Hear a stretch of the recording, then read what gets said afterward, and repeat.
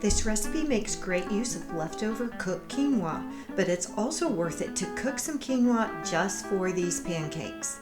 I have a video for how to cook quinoa if you need that. You want your quinoa to cool before adding it to this recipe. You'll need 2 chicken eggs or 1 duck egg.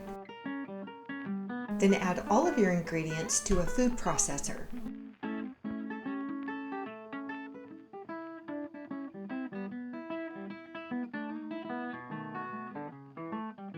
Dairy-free milk is fine. I'm using oat milk. Process for 2 to 3 minutes.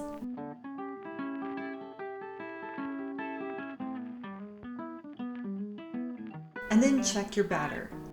Mine looks a bit thick, so I'm going to add some more milk and process again.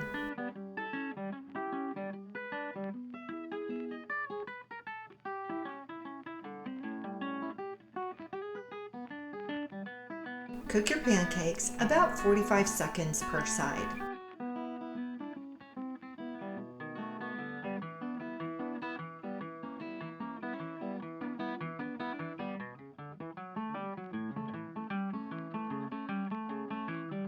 These easy, delicious pancakes pack 8 grams of protein along with all 9 essential amino acids. I hope you enjoy these as much as we do, and thanks for watching.